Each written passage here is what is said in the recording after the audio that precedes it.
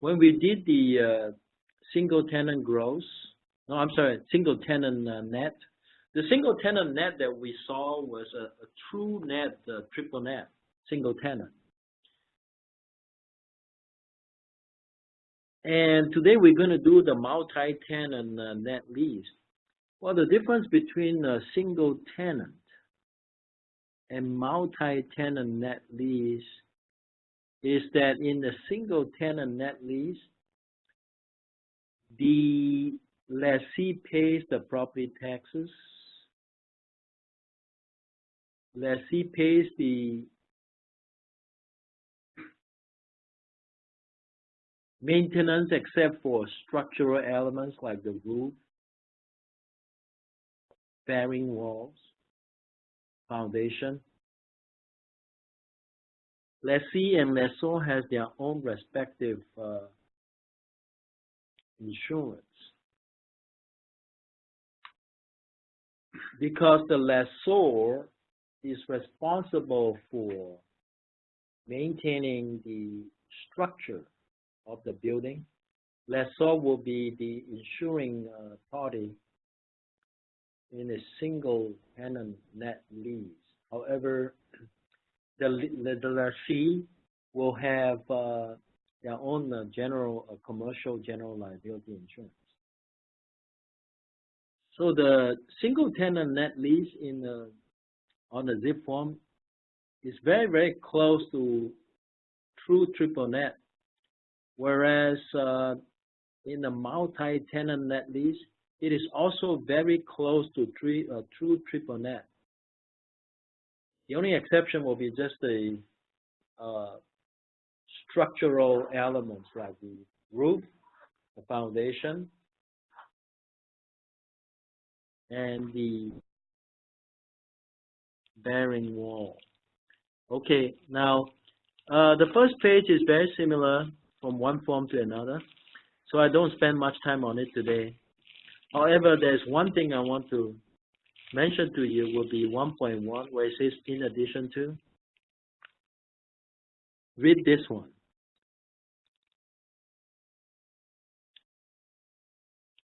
You have a description of the premises, which is usually just the address, and then the general description of the premises. It says, in addition to the lessee's rights to use and occupy the premises, as hereinafter specified, lessee shall have non-exclusive rights to any utility raceways of the building containing the premises. Utility raceway means conduits that house all the utilities and all your computer cables. Okay? You can Google search and see what it looks like. And to the common area. Now, this utility raceway is actually in the building. So the tenant, the lessee, will have non-exclusive right. In other words, you can actually access the utility raceway, so can the landlord. It's not exclusive. And the common area in a multi-tenant lease is actually non-exclusive because there are other tenants sharing the common area. So therefore, the right to use it is non-exclusive. Now, let's say, for example, you have a commercial condominium. In a commercial condominium, there are different commercial condo owners within the same commercial condominium project. If you have a commercial condominium and if your client is an owner in a commercial condominium project and he wants to rent out his unit, should your client use a single tenant? Let's say if he wants to do a net lease. Should your client use a single tenant net lease or multi-tenant net lease? Well, first of all, as individual owner in a condo unit, you get your own property tax bill because you get your own property tax bill, which is separate from other condo owners' tax bills, and you probably get your bill from the HOA. The HOA sends the bill for the common area maintenance to each condo owner. So if you are a condo owner renting out your own unit, your own condo unit to a tenant, and you want to do a net lease, you do not use a multi-tenant net lease form. You still use a single tenant net lease form. Make sure you use the right form. If you use the wrong form, that's the wrong lease. All right, let me repeat this one. If you have a client who is a condo owner in a commercial condominium project, and he is just renting out his unit, and because he gets a separate property tax bill, he gets a monthly bill from the HOA for the common area maintenance. He has his own insurance. If you find a tenant for this client and they need to sign a net lease form, you do not use a multi-tenant net lease form. Logically, you can understand this because not all condo owners rent out their units. Because not all condo owners rent out your units, a multi-tenant net lease doesn't make any sense at all. Whereas you would use a single tenant net lease form for a single condominium owner renting out his own unit. Okay? Okay. All right. In addition to the lessee's rights to use and occupy the premises, we talked about that. Okay. And then it says here, but shall not have any rights to the roof or exterior walls of the building. So that tells me that on a multi-tenant net lease, the whole project is owned by one owner versus a condominium project whereby the whole project is owned by multiple condo owners. This one, the whole project is probably owned by one owner. And within the project, he has different buildings. And because these buildings tenants share common area, like the parking, usually the parking is a common area. And then this one single owner gets one single property tax bill, even though he might have multiple buildings within the same project.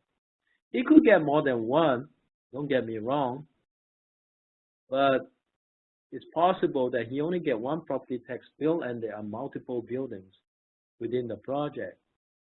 So if that's the case, this owner will probably pay the property tax bill, and he might get one utility bill for the common area, and then the individual tenants get separate meters for each of their own unit, and they are able to pay their own utilities without having to go through the landlord. Whereas the common areas, there's just no way to separate out the meters for the individual tenants in the common area.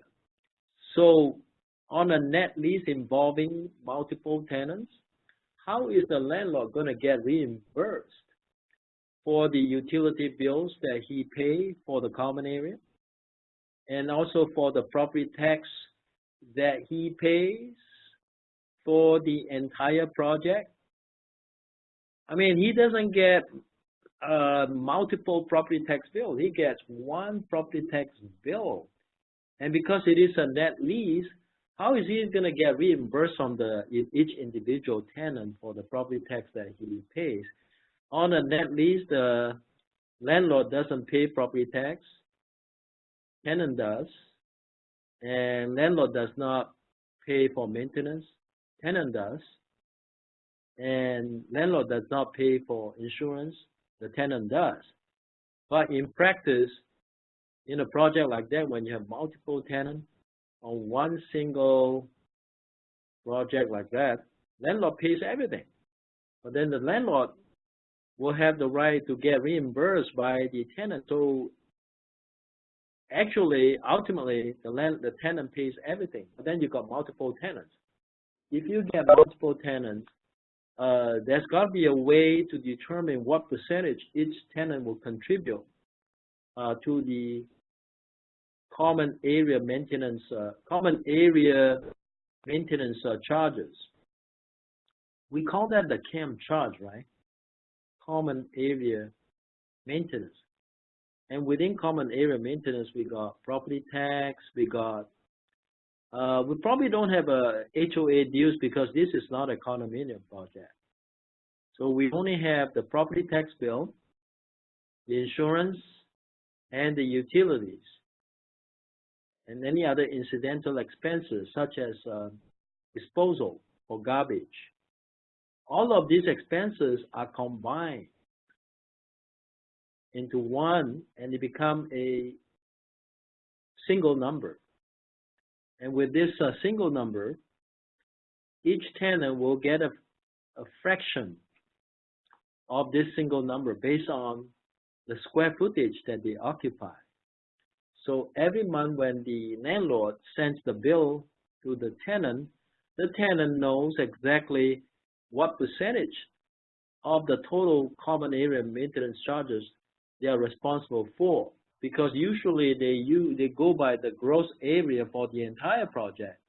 And then if the square footage that you occupy is 0.15% of the gross rentable area or gross living area, whatever the number they use, you're only responsible for 0.15% of the CAM charge. Okay? All right, this is just the general background. This one here, I'm sure we've seen this like the third time already, so I'm not going to go over.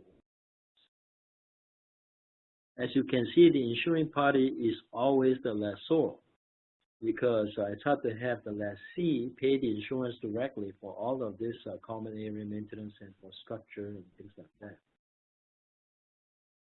We'll skip the broker part, guarantor part, attachment, letting, condition, because we went over this the last time. Okay, so we don't have to go over again, so I don't repeat stuff. This is the same as the previous two leases that we saw. I don't think there's any difference in the languages.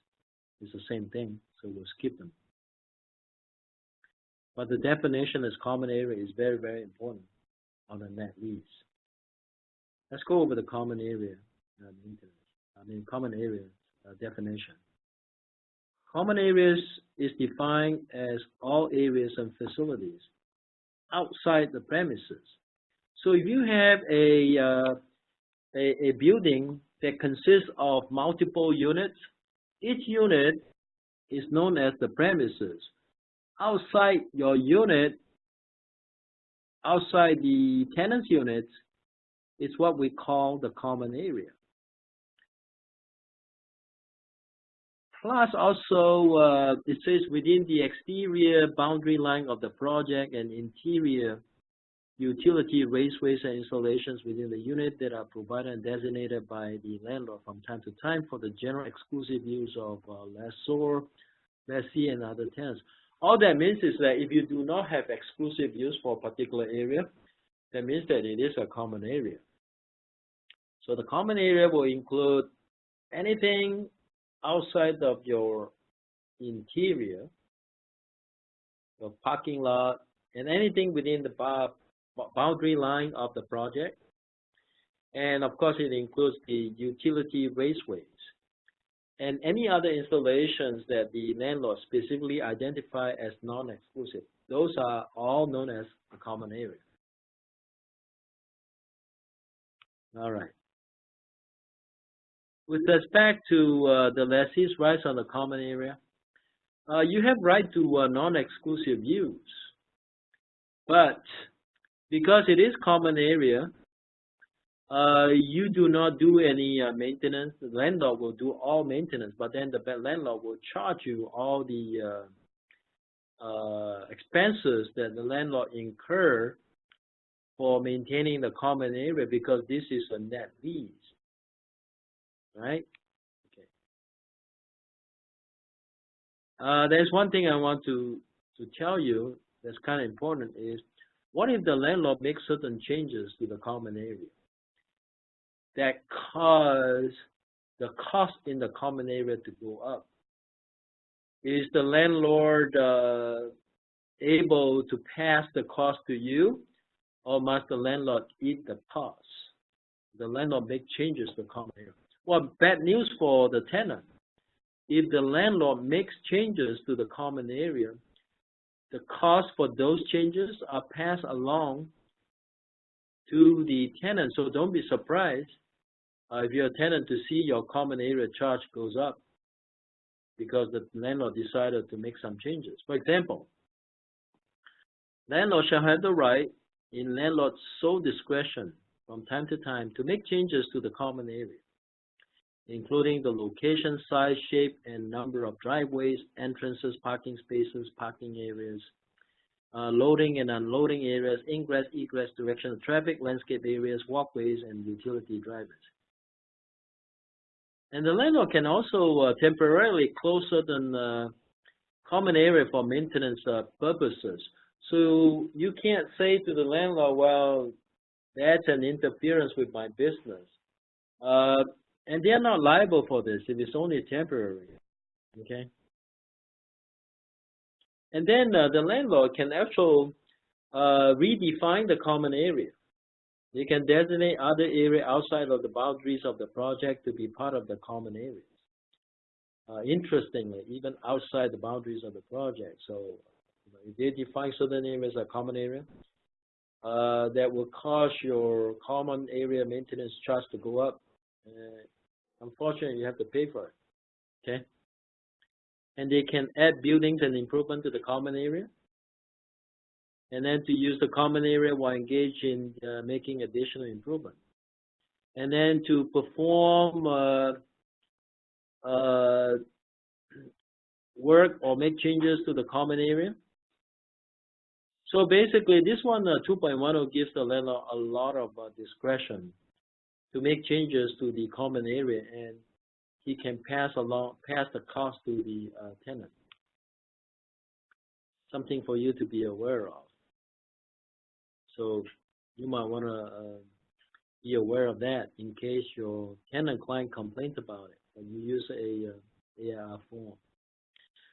This is pretty rare. 2.10 is pretty rare. Usually it doesn't happen. Okay. All right, the rest we've seen this thing, so I'm going to skip them. Although I will go over the common area operating expenses. We also call it the CAM charge, but a more technical name is actually common area operating expenses. It includes repair and maintenance. It includes exterior signs and tenant directories. And then it includes your trash, your roadways, parkways, walkways, driveways, landscape areas, bumpers, irrigation systems, common area lighting fixtures, fences and gates, elevators, roofs, exterior walls of the buildings, building systems, and roof drainage systems. These are all included in the common area. If the elevator breaks down and the landlord has to fix it, that's passed to the tenant, okay? Because it is a maintenance item, and the elevator is part of the common area. Fire sprinkler systems is also part of common area. That's why sometimes triple net tenants complain about the CAM charge is going higher. Sometimes they are legitimate, but sometimes they are controversial. And of course, common area operating expenses will include all the utilities in the common area. They do use water, gas, and electricity, and sometimes telephone to service the common areas. Yeah, actually, they do use telephone to service the common area. And of course, you have the trash disposal, pest control, property management, security devices, owners association dues. Yeah, the HOA dues actually get calculated or included into the common area operating expense, HOA dues. So that's why sometimes when you get a single tenant net lease, even though you're not using the multi-tenant net lease form, single tenant net lease, they have HOA dues. So the HOA dues should be part of the CAM charge. So sometimes if you represent a tenant, be careful when if it is single tenant HOA dues. You want to make sure that the landlord does not duplicate the HOA dues. So you want to confirm with the landlord. So you quote me a CAM charge, and then on top of that, you tell me that my tenant client has to pay for HOA dues. I thought you already included the HOA dues into the CAM charge already. So just make sure they don't duplicate the HOA dues, because if they've already included the HOA dues in the CAM charge, they cannot charge you separately for the HOA dues. Okay. The cost to repaint the exterior of any structures and the cost of any environmental inspection. So it's pretty broad. And then they also have the reserve for the maintenance, repair, and replacement of common area improvement equipment. And don't forget real property taxes. That gets figured into the common area operating expense. So it's very, very inclusive already. We really need to separate out the CAM charge from the property tax from the HOA. We really don't have to. Why make things complicated? Just go ahead and quote a number that includes everything. Okay? Keep it simple. And then they even include like professional services, auditors, accountants, attorneys, fees. Yeah, it gets very expensive when it's a triple net. Okay. And then insurance too, that gets figured into the CAM charge.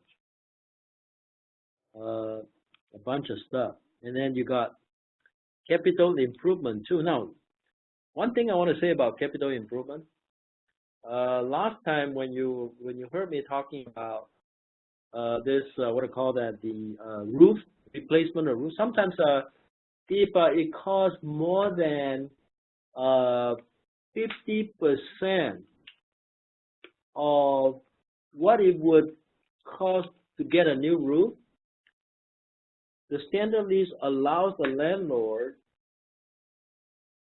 to replace the roof and then pass along the cost to the tenant. Now, let's say, for example, it costs $144,000 to replace the entire roof. Normally, in the standard air form for leases, they amortize the capital improvement over 12 years. And each year, you got 12 months. And if it's amortized over 12 years, that means that it's amortized over 144 months. That's how they normally do it in commercial leases. It's amortized over 144 months. How they came up with the 12-year number, honestly, I don't know.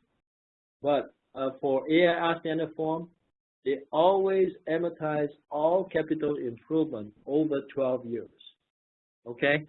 If you do the math, for each month, if they have to replace the entire roof, for example, if it costs $144,000 to do the roof, that $144,000 is amortized over 144 months.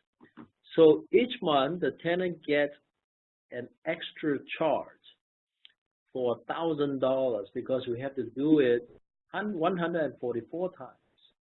Okay? I just pick 144,000 because it's an easy number to use. That makes it $1,000 extra to the tenant. So, on top of other charges, your base rent plus your CAM charge. Now, of course, that 144 thing is actually, I was talking about a, what do you call that, a single tenant gross lease, where you have a roof that needed to be replaced because the cost to repair it exceeds the cost to replace it by more than 50%, then it's justified to replace the entire roof, and then the tenant gets charged with a fraction, which is 1/144th of the cost of such improvement. So when you do the multi-tenant net lease, when you calculate the CAM charge, one of the things that will be added to the CAM charge is actually the cost of any capital improvement not covered under the provisions of paragraph 2.3 provided. Okay, what is 2.3? That is 2.3 above, right? Let's look at 2.3.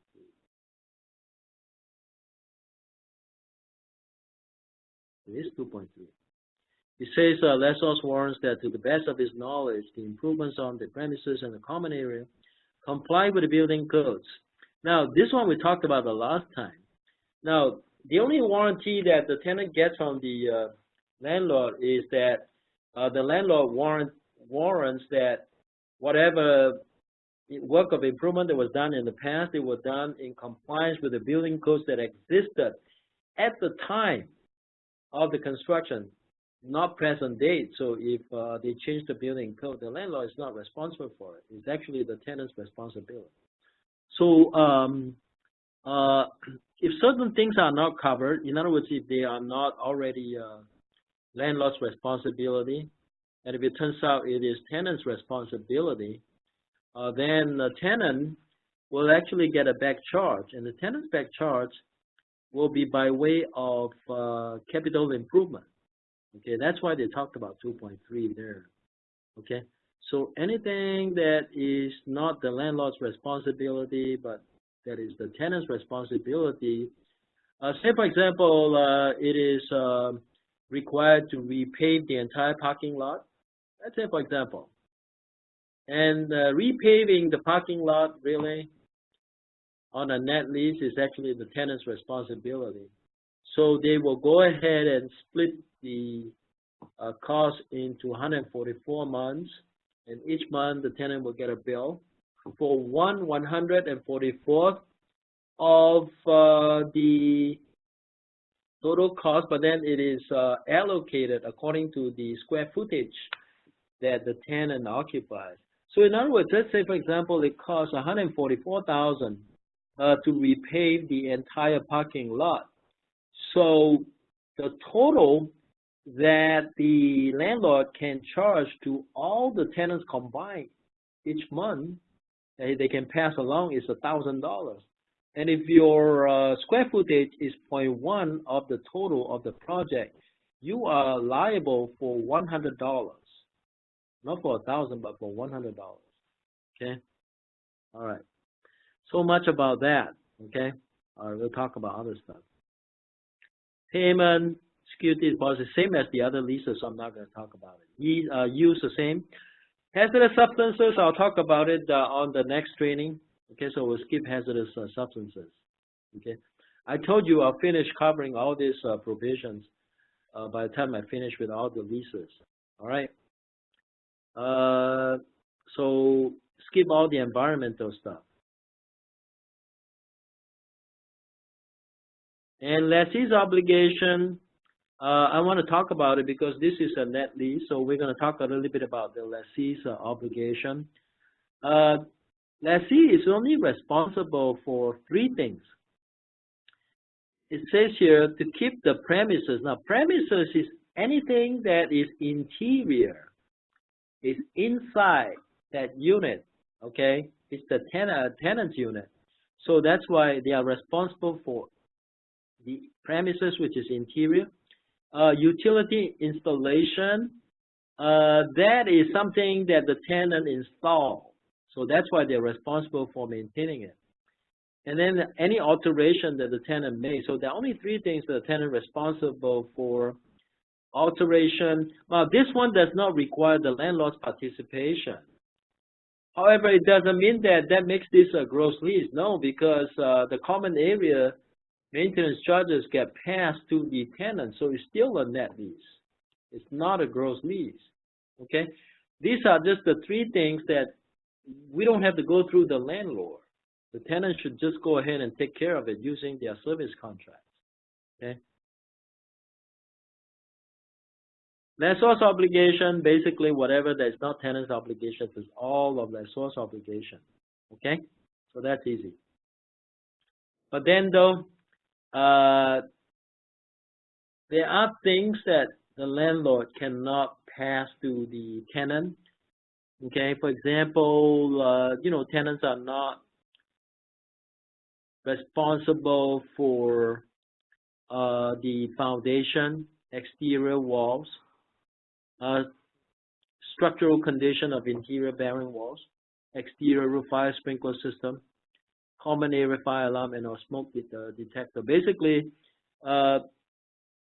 lessors are responsible for taking care of structurally related items plus the common area. However, lessor cannot pass along the maintenance of the structural related repairs to the tenant, only the common area maintenance expenses, because this is a net lease. All right.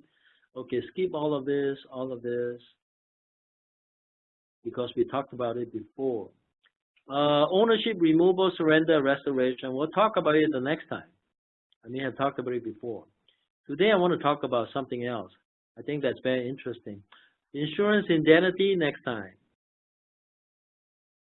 Building improvements, rental value next time. Lessee's property business interruption insurance, workers' comp. I may have covered it,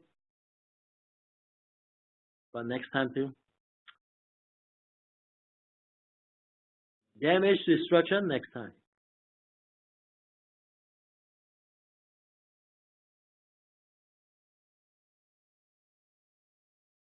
All right, let's talk a little bit about abatement. Now, if something really bad happened to the building, is partially destroyed or damaged, or there's a total destruction, the lease actually states that the tenant, lessee, is not responsible for those for the rent, for any rent that is payable by the lessee for the period required for the repair. So I think it's fair in the sense that if the building is damaged, there should be some kind of rent abatement. Rent abatement means reduction of rent. It doesn't mean, it could be total reduction, or it could be partial reduction depending on the condition of the destruction.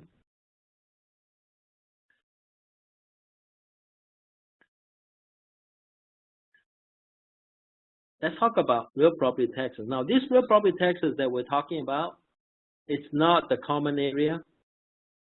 It's talking about here.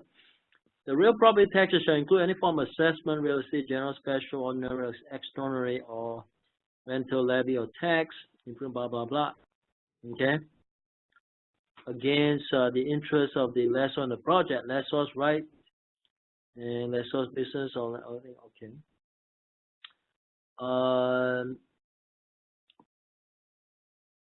The term real property tax shall also include any fee, levy, blah, blah, blah. Okay, payment.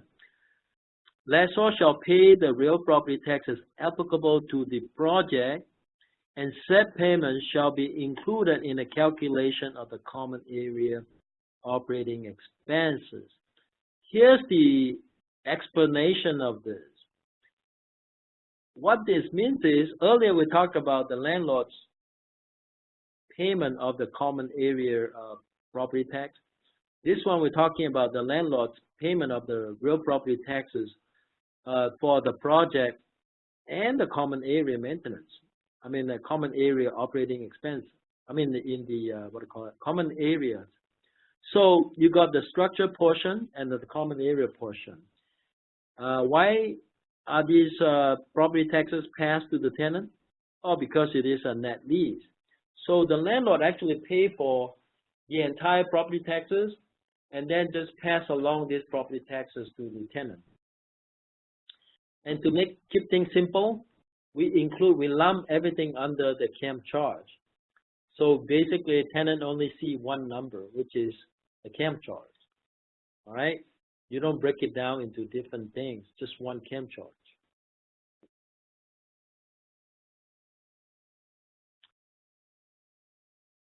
We'll skip this.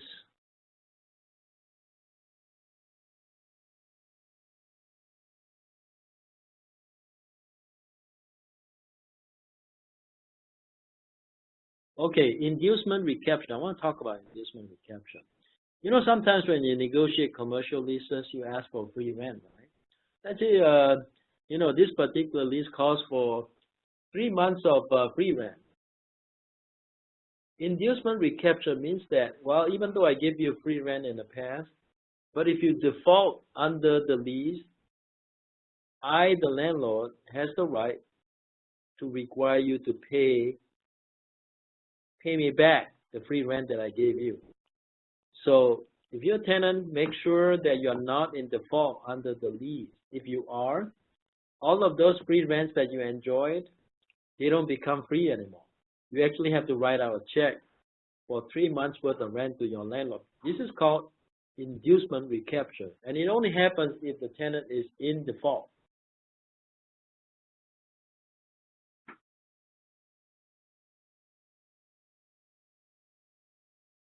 Okay. Estoppel certificate. Now, I want to talk to you about estoppel certificate. You know, if you've ever done any residential transactions where there are tenants on the property, let's say you got a fourplex. You're selling a fourplex, and your purchase contract requires that you get tenant estoppel certificate from the tenant. Have you ever had a situation where the tenant does not want to cooperate? What recourse you have if the tenant does not cooperate? Now, if you don't have this provision here, like in the AIR form, you could have a hard time. Whereas in the AIR form, we are never worried about the tenant not cooperating, and here's why. Now, if the landlord is getting a refinance on the property, or the landlord is selling the property, more likely than not, the landlord needs the estoppel certificate signed by the tenant. And the AIR form says that if I give you notice about signing estoppel certificate, you are supposed to respond within 10 days. If I give you the form, you're supposed to fill out the form and sign and give it back to me in 10 days. If you fail to do that, I don't worry about you. I just fill out the form the way I want to fill it out. And you miss your chance to challenge the estoppel certificate because you did not react in time. You only have 10 days. So sometimes the tenant, they don't pay attention to this. They get this estoppel certificate request on the landlord. They miss the deadline. Then the landlord can go ahead and put in whatever they think is the present conditions of the lease. And then the tenants will be bound by it to the new tenant, to the new owner. So it is very, very important for tenants to pay attention to any request for tenant estoppel certificate by a landlord on a commercial lease because of this provision right here. This is actually very helpful if you represent the landlord. It makes your job a lot easier. If you're a tenant, you don't have to worry about the tenant not cooperating. Otherwise, you'll be chasing after the tenant just for the estoppel certificate. Okay? All right. I really like this provision here.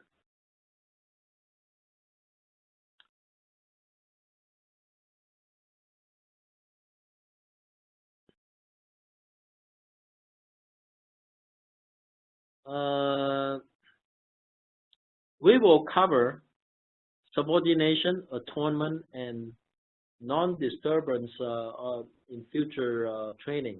Okay, that is an interesting topic by itself. They always group together because the three of them go together.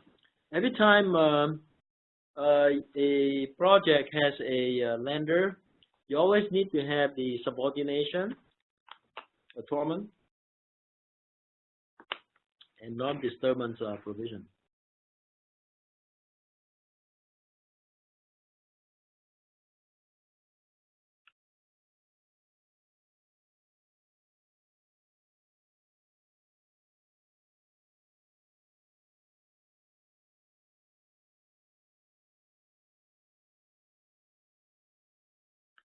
The rest are very similar to the other forms, okay?